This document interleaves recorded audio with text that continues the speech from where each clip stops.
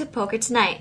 We've got an incredibly exciting show for you, including interviews with 2 bracelet winners. One of them is the richest man in the World Series so far this year, and the other has won 2 bracelets this year. But first, let's get to the Bellagio Cup 3 action with Christy Arnett. Welcome back to the Fontana Lounge for your nightly update on the Bellagio Cup 3 Tournament Series. Right now, event number 20, a $5,000 buy-in, is playing out its final table. They started 7-handed and needed to eliminate 2 players until they were in the money. One has already been eliminated, which is Alexander Yuskov, making his second Bellagio Cup final table, and he was eliminated in 7th place. One more player needs to go out until they pop the money bubble. Now, the chip leader is Guai Long. He entered the final table as chip leader and has kept it so far. Yesterday, he was at the Rio playing in a final table of the 6-handed No Limit Hold'em tournament and finished in 6th place. He then came over here and is now at the final table looking to win a Bellagio Cup 3 Tournament Series bracelet. The event that started today was event number 21, a $2,500 buy-in. 98 players generated a prize pool of $238,000. There are currently 62 remaining players, which include recent WSOP bracelet winner Alan Smurfett, Jennifer Tilley, and Tony Dunst.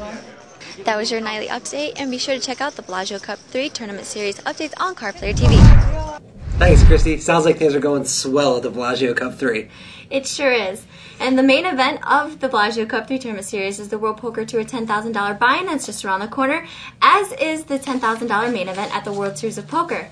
Now, the 50K horse event has often been considered, the main event for pros, and earlier today I got a chance to talk to Freddy Deeb.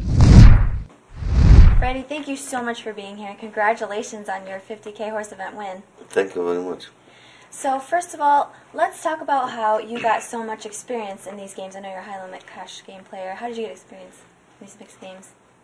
Well, I started out playing 7-card stud for a long time, and I was like a limit player before poker was televised, and so everybody played limit. So that was the only going thing anyway. Limit hold'em, limit stud, raz. Everything was limit. Not much no limit, unless like sometimes we had special games with certain people, but it was not too much no limit. But even then I was a good no limit player anyway, but I had a lot of experience playing limit. So what would you say your best game of the 5 games in the horse event is? Well, my best game is, I think it's not what's my best game. It's when you play limit, it's all the same way. You gotta have a good starting hand, but I think the bottom line, 7-card stud and stud or better. Would you say Raz is your least favorite game? I would say that.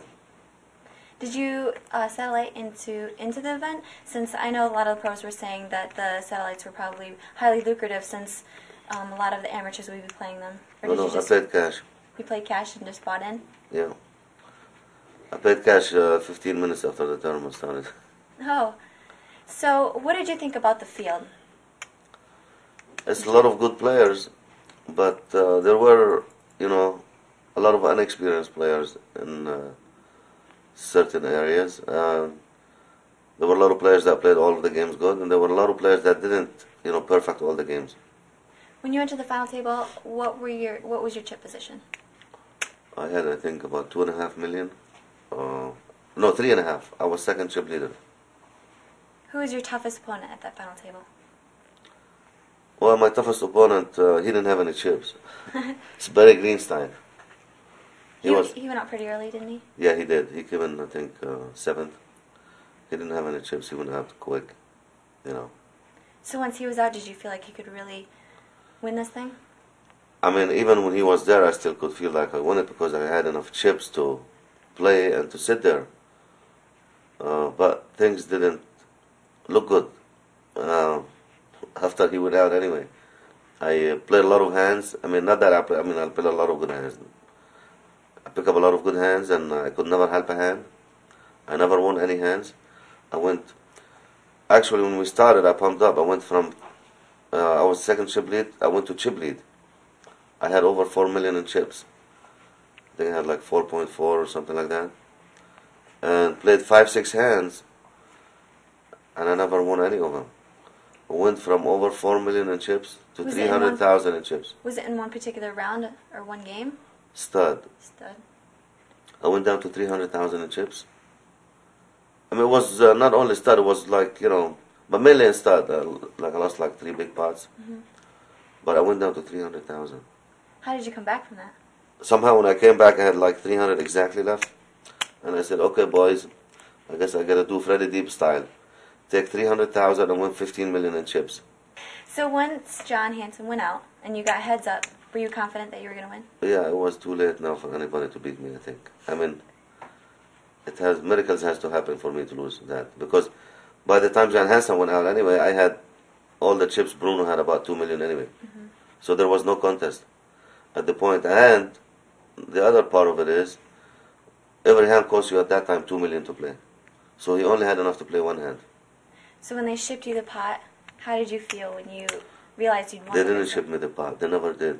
They didn't? Maybe I should go back and try. Yeah, you didn't get the money? No, they didn't ship it back to me. They left it in the middle because he had no money left. Oh. They just left it in the middle and we hugged and said thank you and good game. And, How did you feel when you won? I was numb. I was numb, but it was a great feeling. Did you have fans? I'm feeling much better now. Now you are? I'm waking up to it now, yeah. Did you have a lot of fans there cheering you on? In and out, there were a lot of people. Yeah, they were. But when it was over with, it was 6:30 in the morning, and 16 hours play. Not too many people gonna sit on the rail and watch you play for 16 hours. But one friend of mine did, Fred Baniati. So we're gonna see you in the main event? I'm hoping so. I'm gonna try to play as good, and maybe I get unlucky and be there. All right. Well, thank you so much for stopping by. Okay, thank you. Thank you. Thanks. Wow, $2.3 million. That's incredible. It's a lot of money. What would you do with all that money? First purchase, Aston Martin DB9. That's a car. Oh, that's what I was just about to ask. Yeah, what would you do? Well, I would give it to charity. I would donate to orphans, cure world hunger. That's nice. I would do that too, after I bought my car. Of course, right? I'm just a nicer person. The $2,000 buy-in No Limit Hold'em final table began today at 2 p.m. The 9-handed final table is now down to 6 after the following eliminations: Mark McGibbon, David Schneider, and Joe Pelton. Steve Crawford started this final table as the chip leader, but has dropped to second place in chips as the day has moved along. Blair Rodman is the current chip leader. Roland DeWolf and Anna Robleski are also still competing for that gold bracelet. They are fighting for a first place prize of nearly $708,000. The other final table playing down to a winner tonight is the $1,000 buy-in, deuce to 7 triple draw, low ball with rebuys. The 6-handed final table doesn't start until 7 p.m., so there are no more updates at this time, but the current chip leader going into the final table is John Shorman. Yesterday, the largest non-main event tournament in World Series of Poker history started. It was the last $1,500 buy-in no limit event of this year's World Series. It attracted an incredible 3,151 players. There were only 218 players that returned to the field today, and they are all already in the money. As of the time of this taping, there are 100 players remaining, and the current chip leader is Nico Belling. Among the players still competing are Michael the Grinder Mizraki, Quindo, and Shannon Shore. Players that began the day but are no longer with us include Juha Helpi, Jonathan Little, and Mark Safe. Today, the $10,000 buy-in World Championship Pot Limit Omaha began today at noon. Last year was Lee Watkinson that took down this event. Min Win, Gavin Griffin, and the father-son duo of Brad and Lyle Berman were sent to the rail early. The chip leader that's still competing is John Duthie, but he has Patrick Antonius and Sam Grizzle close behind him. Also competing is Andy Duke, John Fan, and Doyle Brunson, who are near the top of the chip counts. The other event that began today was the $1,000 buy-in shoe tournament. Now, shoe, for those who don't know, is horse minus the Raz. Now, because this event started recently, we don't have a whole lot of numbers for you, but we can tell you some of the players that entered, including Daniel Negreanu, Shannon Elizabeth, and James Van Alstyne. Winning 2 bracelets in a lifetime is quite an accomplishment. Winning 2 bracelets during one World Series of Poker, well, that's simply incredible. The latest player to do so is Tom Schneider. He stopped by the studios earlier to tell us all about his recent win. Tom, thanks so much for stopping by. My pleasure. You're having a great World Series. Can you give us all a recap of what you've been doing? Yeah, it's gone pretty fast, but I can't wait for it to be over. I started out having a win at the Stud 8 and Omaha 8 or Better tournament. It was a $2,500 buy-in. and then I ended up having a fourth in the horse event, which was also a $2,500 buy-in, and then I just won another bracelet in the stud 8 or better, which was only a $1,000 buy-in, but there were 660 players in it. So let's talk about event number 46. Okay. How did you make it to the final table? It was interesting because I was really short stacked on the first day. I was at 475 chips, and we were playing. What was the average? Well, we were playing 2 and 400, so I had one big bet, and the average was, we started with 2,000, and I'm guessing the average was probably 3,500 or 4,000. So I was 1/10 of average, and I just had a lot more patience. This year, I've really been working on having more patience, and basically not saying, screw it, I just want to get out of here, which I've done in the past. Not giving up on it. Right, I just haven't given up, and I've decided to try to get my money in the best spots, and it's worked so far, several times at least. Okay, so once you got to the final table, how were you in chip position? I actually was leading in chip position. I had, I think, 575,000 or 475. I can't remember the numbers. Maybe, no, it's 275, I think. I don't even know. I had something that ended in 75, but I was a chip leader, but not by much. The chips were pretty well dispersed evenly. There were a couple of short stacks, but in general there were 5 or 6 players that had around, the same amount of chips as me, but just a little bit less. And there were a few really good players, I think, still left in the event. And there were a couple of spots that I thought were a little soft. And, those are the people I tried to go after if I could, if the hand permitted. Was Scotty one of those weak players? Yeah, right. No, Scotty, I'll tell you what, the interesting thing about Scotty that I've learned is when you watch him on TV, you think that he's bluffing and making plays all the time and all that, and I think he promotes that image, but he's really pretty tight player in a lot of cases in tournaments. Mm-hmm. He did try to bluff me one time, and I caught him bluffing me, and I picked up a lot of chips in that pot, but in general, he's usually starting with a decent hand unless he's got a lot of chips and he's being very aggressive. Once you got heads up, did you feel confident that you could win? I really did. Actually, I don't know what it was, but I felt like I could take the game over a little bit, and I was surprised, actually. He was a little more aggressive than I thought he was going to be. He started playing a lot of hands and playing them very aggressively, and so I actually changed my strategy in the middle of the play with him because of the way he changed his strategy, and so I let him be the aggressor again, and try to get him to put more money in when I had good hands, trying to take the pot away, but actually I had a better hand than him. And then I really feel like towards the end, he gave up.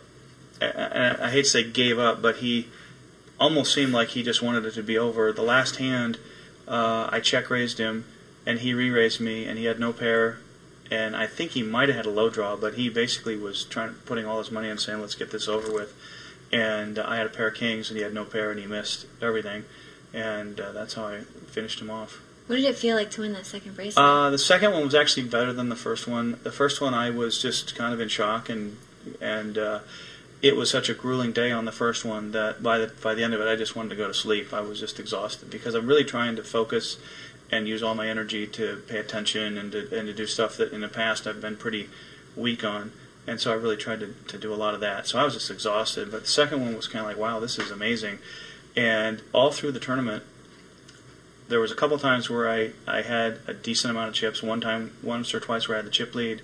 But there were a couple times where I was really short-stacked. And I had incredible patience, which I haven't been known for in the past, and I've really been working on it. So. All right, well, last time you were here, you told us about your show, Beyond the Table. Right. Which is a podcast, right. you said. Right. So are you just, basically, when you go back, you're just going to talk about how easy it is to win these World Series of Poker bracelets? What are these pros talking about? It's not that hard, right? Right, exactly. The funny part about it is the show is really 3 guys giving each other tons of crap. So they're going to give you crap about winning these bracelets? Well, one of the guys' shtick was always that, I can make a final table, but I can't win. And so he'd give me grief about that all the time, and I've taken all of his material away from him. So he'll find something new, I hope, because that's really what the show's about. We talk about poker, but really it's more trying to be funny and create a fun thing for people to listen to that has some poker talk, but we don't talk about high hands and strategy. It's really about the poker world and what's going on a little bit, and kind of our own lives and giving each other tons of shit. That's what we do. So what event can we see you in next? I'm going to play in the shoe event this afternoon at 5, and then I have a wedding to go to, and I'm going to miss the wedding if I make that final table, but I feel like that might be worth it. It's my niece. I hate to miss a wedding, but she'll understand if I it'd be, it's really a good opportunity right now for me to do some things that haven't been done before, as well as I'm in the lead for the Player of the Year, and I like to maintain that lead, and even 5 points or 10 points might help me win it.